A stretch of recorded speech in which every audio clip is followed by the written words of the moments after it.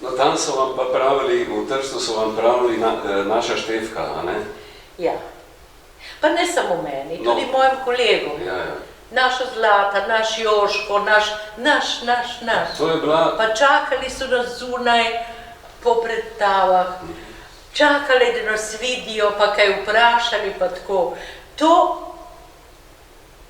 je bilo pravzaprav najlepše obdobje.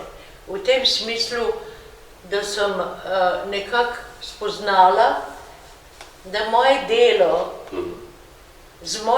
s tem, kar delam, nekomu nekaj dajem.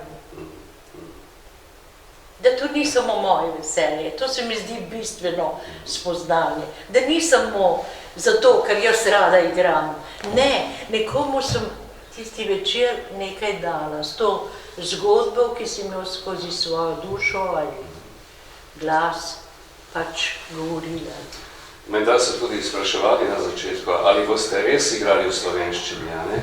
Tudi to je bilo na začetku, tudi to. 25 let je bila prepovedan jezik pred njih, a ne? In je to bila velika stvar.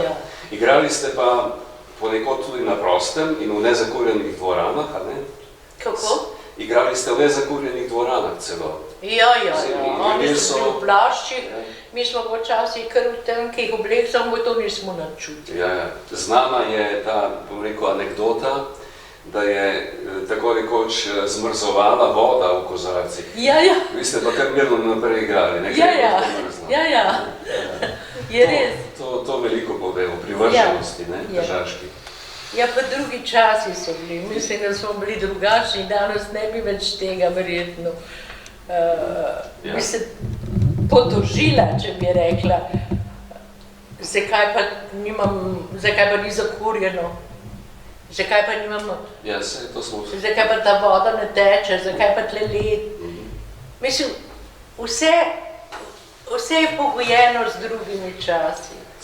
Pa vrgli smo se v njih, tako kot smo bili, radi smo se imeli, vedeli smo, da ti ljudje, ki tam čakajo, da toliko let niso slišali, niso smeli slišati javno slovenske besede in mi smo jim jo lahko govorili in potem so nas čakali in potem smo se družili in potem smo bili naša.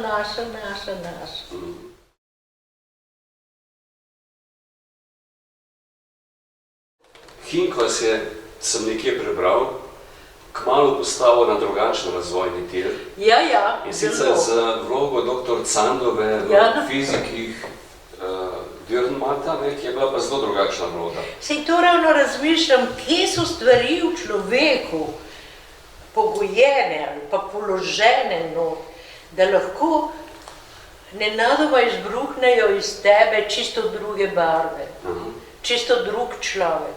Mislim, o tem sem veliko razmišljala, kaj je to? Si nimam tega v sebi, pa vendar nekaj je, jaz si ne moram izmisliti, ne moram potegniti, ne vem, iz praznega. Mora biti v meni. Se pravi, da je treba zelo prisluhniti temu, kar nosiš. Prebral sem, da ste radi igrali komične vloge tudi. Če smem vas citirati, komedija je za igralce nekaj zelo sproščujočega. Vse slabo, kar odpade z tebe, človeku ponudiš možnost, da se iz bodve kakšnega razpoloženja dvigne v smeh. Posrečuješ druge in sebe. Skoraj čudež, ste napisali. Ja, res je. Pa kako se osrečujoče počutiš, ko vidiš, da se tam v dvorani polni obrazi nasmehov in tega, krasno je to. Krasno, tega nisem imela veliko prilike, ampak sem zelo rada delala, kadar sem delala, res. In mogoče sem tudi nekaj stvari dobro naredila, mislim, upam. Gotovo. Kako ste se pa počutila kot profesorica na Akademiji za igralsko umetnost? Najprej zelo zbegano,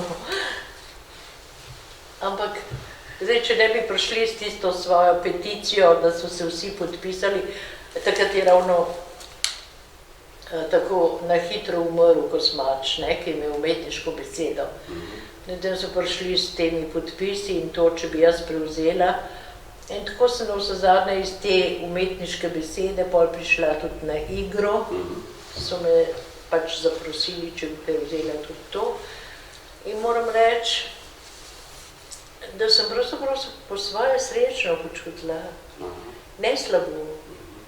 Ne vem, če sem veliko dobrega ali koristnega naredila ampak mislim, da sem našla stik s temi mladimi ljudmi in da sem jim skušala napraviti, na tako kot čutim, pomagati jih dvigniti v korak višjo, bi človek rekel, ne, večjo sproščenost, večjo tudi razmišljati o tem. Je pa tudi tako, zavisi od študentov, ne, z nekaterimi sem se v hipu povezala, ne, z nekaterimi pa malo tipaš dlje časa, ne.